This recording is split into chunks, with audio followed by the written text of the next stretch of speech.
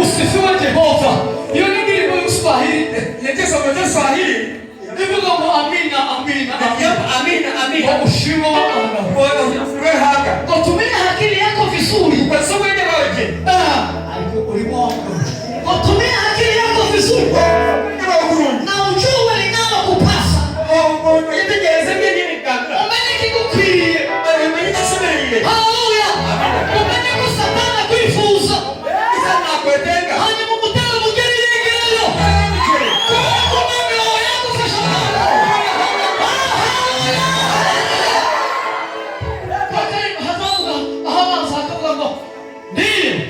Jehova Shama. Ndiye shetani na jeshi lake. Upande kitu.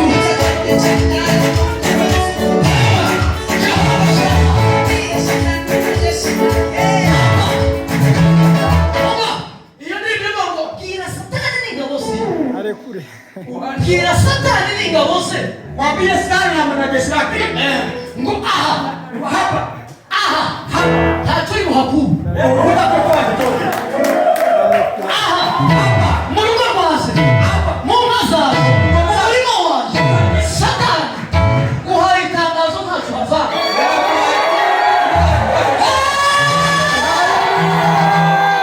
Kahitaji jina la Mungu wetu.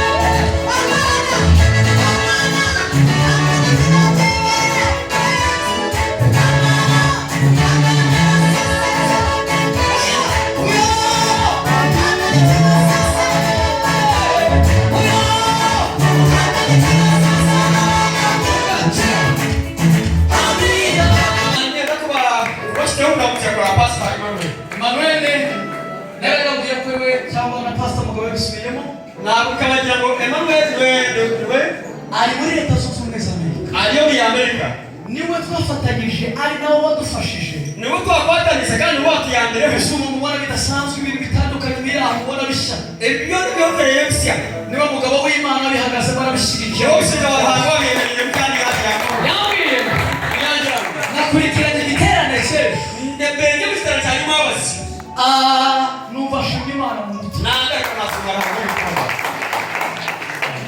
bambwira ngo nimpaguruka imbere y'iterane uyu munsi yangira kuna imero meshoke kanse izobe ngo mbifurize umugisha w'Imana ngo bashabe umusaza haleluya arakunda bagenda abakunda kandi arimo arafunga inkweto kandi arimo atsuye kwito aritegura kuzaza inahangaha ibindi biterane biri imbere biza biterane n'ibindi byo mwisho kubw'ubuntu bw'Imana abiko bazarabana nawe tuzabana cyakabiri arongera nabo ngo hari abandi bashyitsi bari inyuma bavuye muri Amerika baraza kubana muri Kristo turi kumwe nabo muza kubareba muza kuba turi inyuma yo muri Amerika ibiterane ni mpuzamahanga yemwe ekiterane cy'amahanga bareke dukomere umwami wacu hari igihe Imana izana umugisha ukaremera ukagira uburemere nk'ubw'ikibazo aho burangare ko mushakagira kiyongeze kizuba bikaba byiza bikakuremerera n'itegura kandi babirungi bikurema no kushobora niho turimo twerekeza ngo tuyoruza kubw'imbabazi z'Imana mureke aho ari tumushimire dukomere Imana amashyi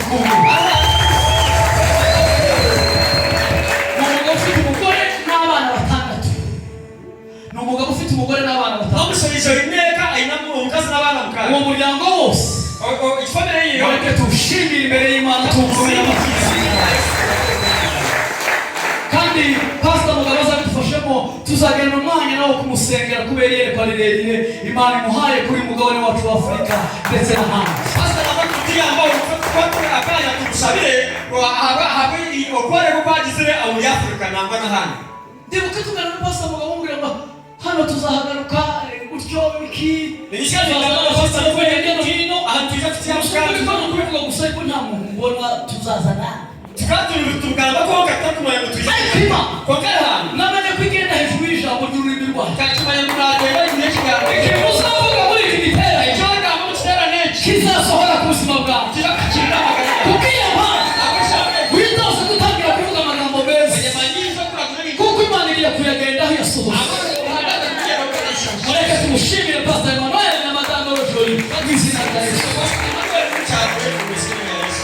amen reka shime twakira umushumba reka shime twakira umushumba nagira ngo dushimire pastor mugabo na madame nyenda gutsine pastor mugabo no cyane yakoze cyane Imana igumugisha cyane bagize neza cyane kuva wiruka inyuma ya pastor Winnie ubu wakoze cyane ubwo Imana igumugisha mwinshi cyane ndabamugisha mwinshi mwo tuma bwiza uko bwanditswe na Matayo ibigambo birungiye handitswe na Matayo igice cy'indwi ishura ya mushanju turasoma umurongo wa 24 ndishoma umurongo wa 24